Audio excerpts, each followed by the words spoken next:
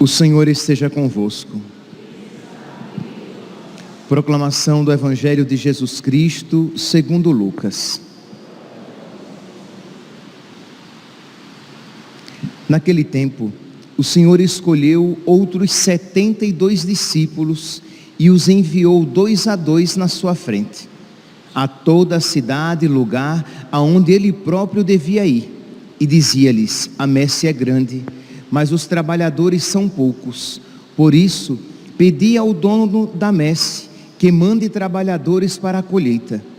Eis que eu vos envio como cordeiros para o meio de lobos.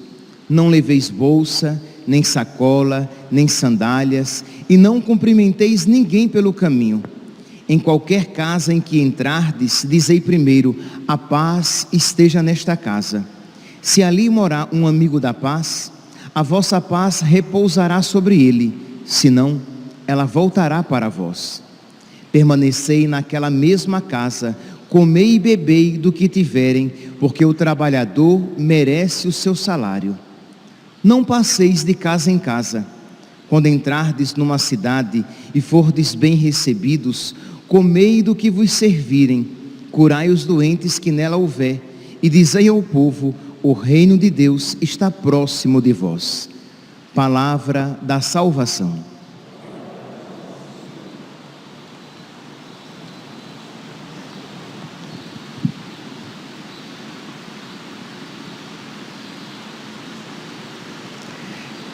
Caríssimos irmãos e irmãs, nós estamos hoje celebrando São Lucas, evangelista, padroeiro dos médicos. Nós sabemos muito pouco de São Lucas. Sabemos que ele não era judeu, ao contrário, diferentemente de Marcos, de Mateus e de João, que eram judeus. Sabemos que ele não conheceu Jesus pessoalmente, diferentemente de Mateus e João, que eram apóstolos, e de Marcos, que conheceu Jesus pelo menos por ocasião da sua crucifixão. Então, ele, como não conheceu nosso Senhor, sim, e sabemos que ele era grego, que ele era médico, como diz São Paulo lá em Colossenses capítulo 4, versículo 14, quando chama Lucas de o querido médico Lucas.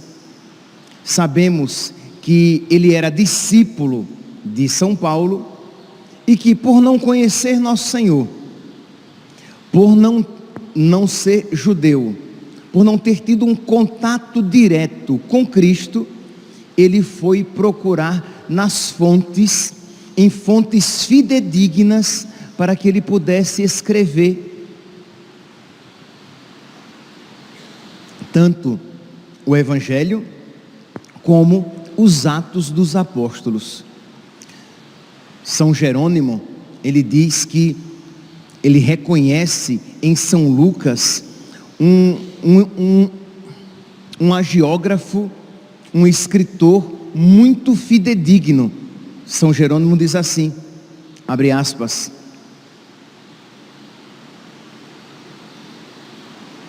o seu próprio estilo literário indica como eram seguras as fontes de que ele se nutriu. Isto é, ele foi muito seguro e muito preciso naquilo que ele disse. Sim, eu também esqueci de dizer, ele era muito culto. O seu grego não é um grego qualquer, é um grego profundo.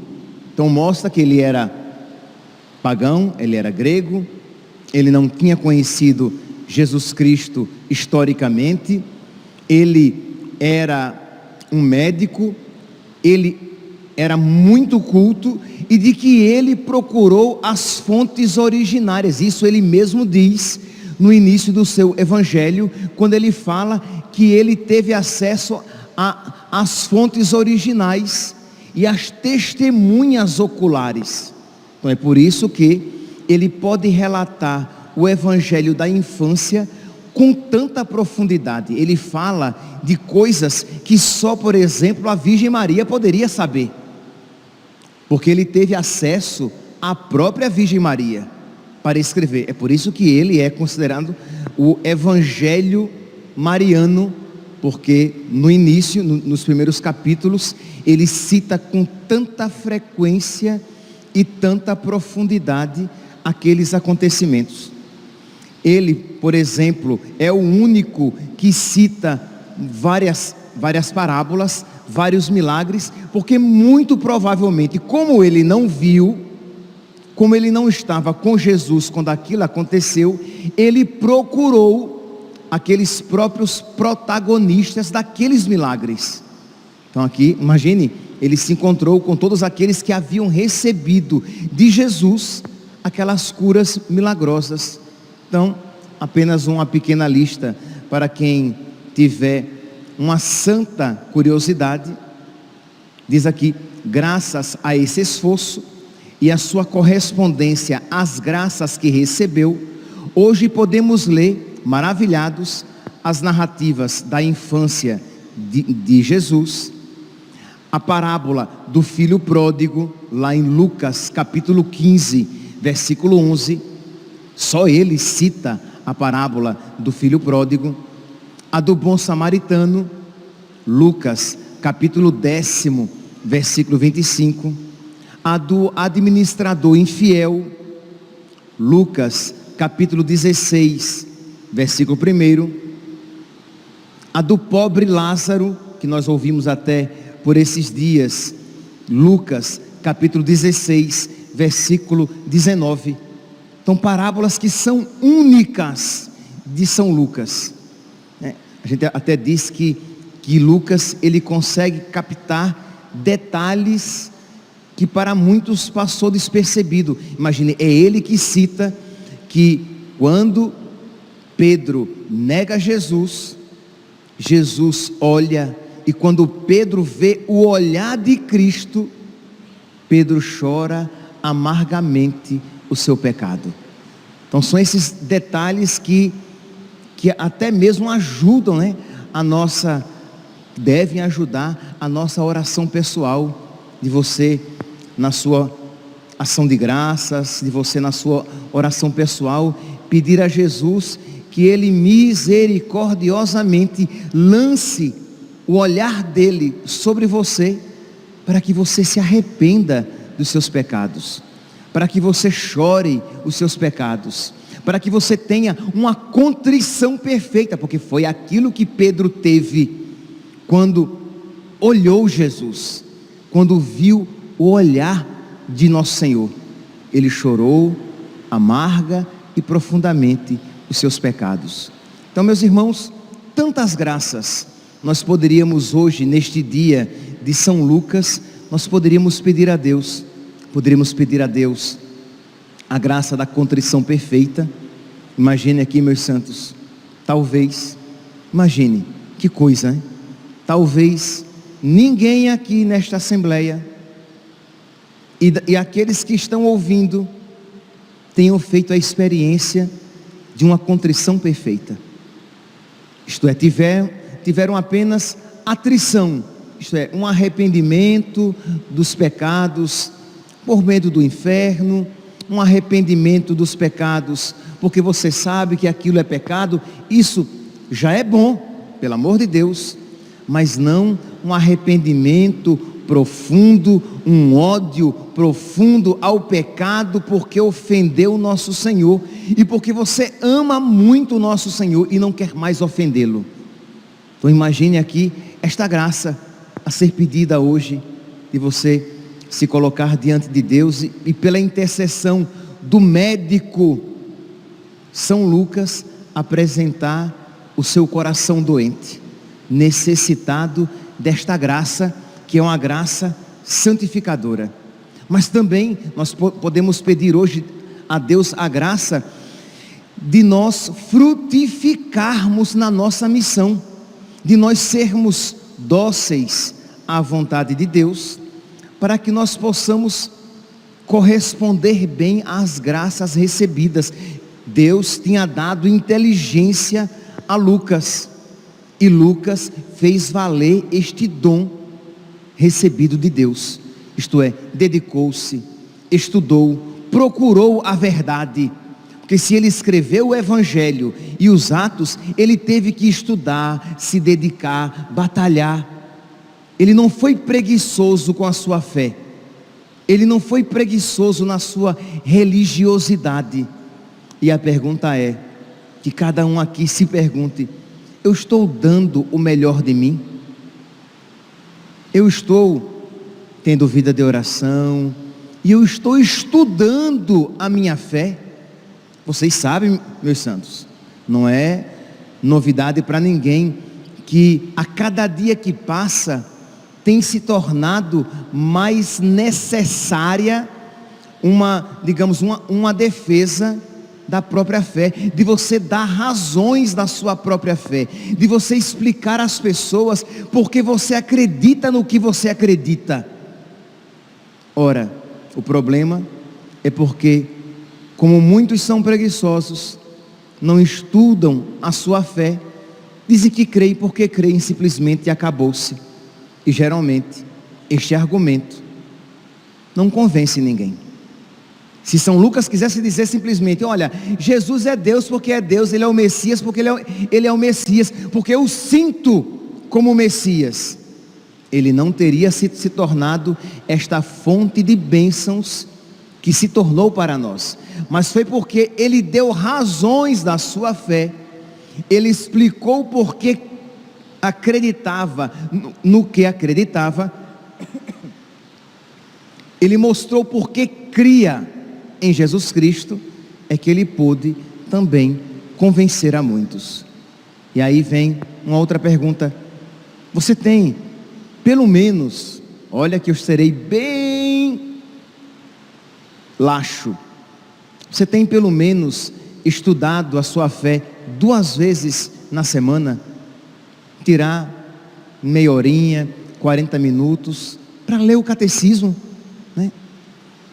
Espero que você tenha o catecismo, e aí você vai lendo pouco a pouco, compreendendo pouco a pouco a sua fé. Quando tiver dúvida, procurar um catequista, procurar um ministro extraordinário da comunhão, ou procurar o padre, pedir uma explicação, saber um pouco mais, porque eu quero conhecer cada vez mais a minha fé. É importante, meus santos, é importante para a solidificação da nossa fé, e é importante por caridade, para que nós possamos transmitir a nossa fé. E se você, meu santinho, é pai, é mãe, você tem esta obrigação, para que você possa transmitir a fé para os seus filhos. Ah não, quando estiver grandinho, eu vou colocá-lo lá na catequese. Mas a responsabilidade primeira de educar os filhos na fé é sua. E quem garante que você encontrará um bom catequista, uma boa catequista para ensinar o Evangelho, para dar uma boa catequese para o seu filho? Então muitas vezes nós somos relapsos, nós somos irresponsáveis, nós fazemos pouco caso dos dons que Deus nos deu. E não é o caso aqui de São Lucas, que foi tão generoso e dedicado. Então é também um ponto para nós refletirmos na nossa oração de hoje, pedindo a Deus a graça de uma contrição perfeita, pedindo a Deus a graça de corresponder com as graças que Ele nos concede. Se nós formos a fundo, hoje é terça-feira, né? Geralmente aqui na terça-feira nós rezamos a missa votiva da Divina Misericórdia, ou às vezes rezamos também a missa votiva dos Santos Anjos. E São Lucas, ele é talvez o evangelista que mais fale a respeito da misericórdia. É o evangelista da misericórdia. Nós podemos encontrar quando ele fala, por exemplo, quando ele ressalta o amor de Jesus pelos pecadores, porque ele veio buscar e salvar o que estava perdido. Está lá em Lucas capítulo 19, versículo 10. Ele veio buscar e salvar o que estava perdido, por pura bondade e misericórdia. Talvez São Lucas isso dizia olhando para si mesmo, ele que era pagão, ele que não conhecia Jesus, e Jesus misericordiosamente veio salvá-lo. E aí, meus santos, quantos perdidos no seu bairro, na sua rua, no seu condomínio, entre os seus amigos, entre os filhos dos seus amigos, e você nem aí e nem chegando, nem se importa em evangelizá-los, em se comprometer em levá-lo para a catequese, em se oferecer para rezar o terço, pelo menos, uma vez na semana, ou de 15 em 15 dias, na casa do seu amigo, da sua amiga, e ali, na oração do terço, você vai rezar o terço, você reza o terço, mas naquele momento você aproveita então a ocasião de falar a respeito de Jesus, da sua fé. É porque nós somos muito preguiçosos. Mas se nós fôssemos mais apostólicos, se nós fôssemos mais missionários, a realidade seria bem diferente, porque nós estamos espalhados em vários lugares. Então eu pergunto, lá no seu condomínio, quantas vezes na sua vida, imagine, você já fez isso? Neste ano, quantas vezes você fez isso? Percebe? É uma falta de caridade, é um desleixo com a salvação do outro. E como é então que eu poderei receber a misericórdia de Deus, se eu também não estou disposto a ser misericordioso com os outros? E a evangelização é misericórdia. Tirar alguém do erro é misericórdia. Ensinar a verdade é misericórdia. E já que nós estamos hoje falando a respeito do médico, do doutor, do evangelista, que mais falou a respeito da misericórdia, então nós poderíamos hoje, na nossa oração, pedir a Deus a graça de ser misericordiosos. A gente geralmente, quando fala de ser misericordioso, a gente aplica mais no sentido de quê? De perdoar a pessoa, de ter paciência com alguém que não merece, de ajudar, de cuidar de alguém que esteja doente. É verdade, tudo isso é misericórdia, muito bonito, está corretíssimo, mas é também misericórdia ensinar a verdade e tirar alguém do erro, tirar alguém de uma falsa religião, ensinar aos católicos os pontos inegociáveis da nossa fé. Mas para isso nós precisamos conhecer os pontos inegociáveis da nossa fé, aquilo que nos faz católicos e sem os quais nós perdemos a fé. Então precisamos, meus santos. Mas continuemos aqui. Então Lucas, ele fala, ele ressalta a misericórdia de Deus, que vem buscar o que estava perdido, que vem buscar e salvar o que estava perdido. Lá em Lucas capítulo 19, versículo 10, ele relata também o perdão à mulher pecadora. Lucas capítulo 7, versículo 36, aquela que está entregue ao pecado, que é uma mulher de má vida e que Deus olha com misericórdia. Então São Lucas, ele só fala, ele repete tanto, insistentemente a respeito da misericórdia de Deus, porque ele experimentou também a misericórdia de Deus na sua vida. Continua, ele fala da refeição que Jesus faz na casa de Zaqueu, daquele publicano, Zaqueu que estava em cima de uma árvore, Zaqueu que era ladrão, e que Jesus Cristo rouba o seu coração. Zaqueu, que roubava o dinheiro dos outros, se encontra com Jesus, que rouba o seu coração. Isto é, aqui eu estou usando uma expressão poética, né? Jesus que ganha o seu coração, Jesus que convence o seu coração. Então é também aqui uma ocasião dupla na sua oração pessoal hoje, ou de você pedir que Jesus misericordiosamente, Ele ganhe o seu coração como ganhou o coração de Zaqueu. Que aqui, meus santos, imagine um homem entregue ao prazer do dinheiro, de roubar. Pense aqui, não vou citar nomes, pense num político ladrão conhecido por muitos. Agora pense este ladrão se convertendo a nosso Senhor. É um milagre.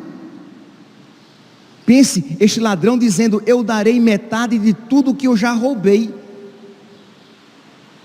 darei aos pobres, eu farei caridade.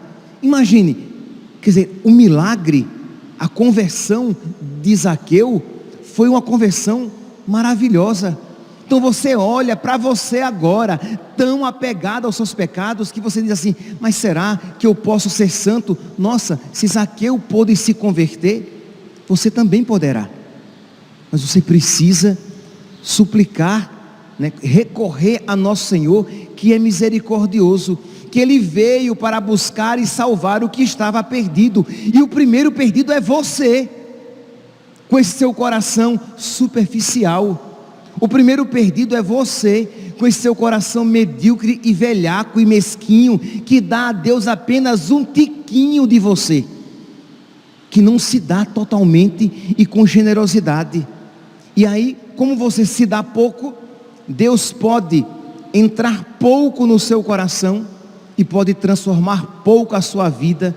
E aí, como a misericórdia não é abundante no seu coração, você também, por culpa própria, não consegue ter misericórdia dos pecadores e rezar pela sua conversão e evangelizar, trabalhar pela sua mudança de vida entre os seus amigos, conhecidos, familiares, condôminos e amigos vizinhos de rua. Vivemos no máximo preocupados com o nosso próprio umbigo ou com aqueles que estão mais próximos de nós, e muitas vezes, não poucas vezes, com preocupações meramente imanentes: saúde, tranquilidade, conforto, bom casamento, um bom emprego, e não pensamos no céu para essas pessoas. Continuo. A refeição na casa de Zaqueu, no capítulo 19, no versículo 1, o olhar de Jesus para Pedro, eu já citei aqui, que está em Lucas 23, 42, e o ladrão arrependido, lá em Lucas 22, 61, e a oração pelos que o insultam e crucificam, lá em 23, 34. Isto é, tanto a misericórdia para com o ladrão, como também a misericórdia de nosso Senhor com aqueles que o insultam, com aqueles que lhes são indiferentes, com aqueles que o desprezam, a Ele que por eles morria. Então nosso Senhor misericordiosamente se compadece. Meus irmãos, não há como ter medo de se aproximar de um Deus tão misericordioso assim. O problema é que nós ouvimos isso e achamos isso óbvio. O problema é que nós ouvimos isso e o nosso coração não se enternece. O problema é que nós ouvimos isso e o nosso coração não se enche de alegria e gratidão. Ah, Deus é misericordioso, é? Ah, tá bom. Nós deveríamos chorar de alegria. Nosso coração deveria pulsar de gratidão pela misericórdia de nosso Senhor, porque se Ele foi assim tão misericordioso com aqueles que o insultavam, Ele será também assim comigo, que o insulto com os meus pecados. Mas eu preciso corresponder à sua graça.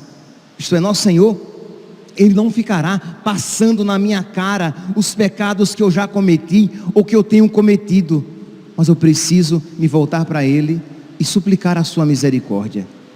Nosso Senhor não ficará passando na minha cara que eu fui ladrão.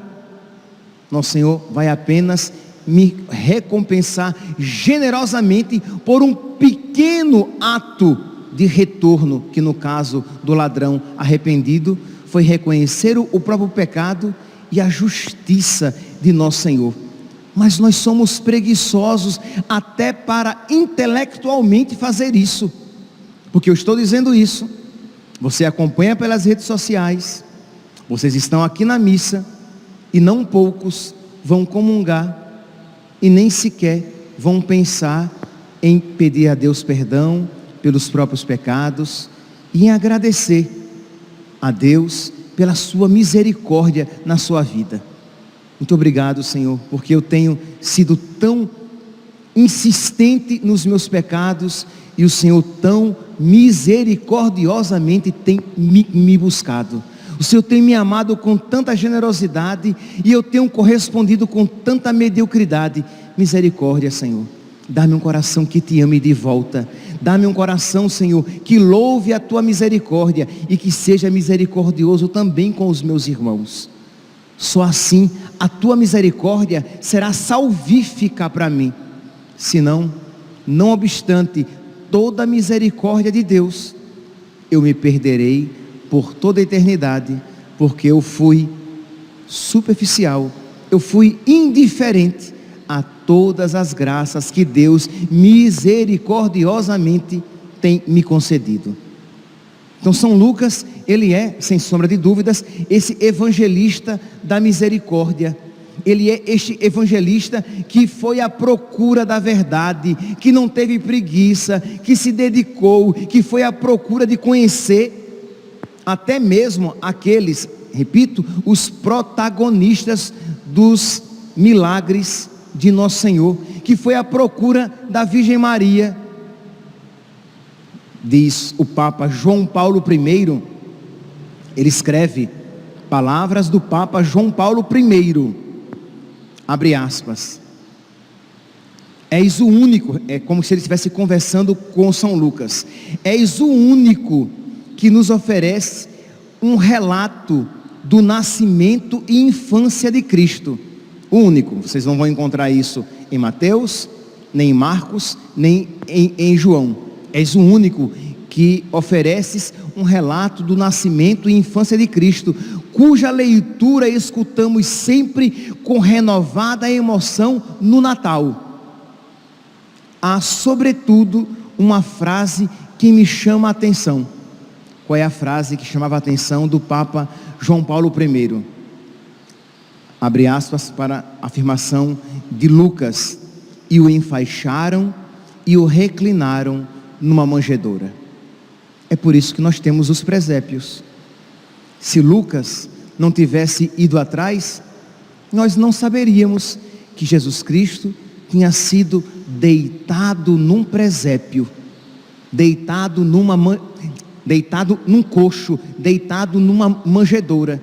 E é por isso que hoje, em cada Natal, nós nos alegramos contemplando os presépios, Jesus Cristo deitado numa manjedoura. Por quê? Porque Lucas, ele correspondeu com a graça de Deus na sua vida e foi procurar as testemunhas oculares de tudo aquilo que Jesus Cristo realizou, e ele se encontrou com a toda a Santa Mãe de Deus, que relatou isso a ele e tantas outras coisas.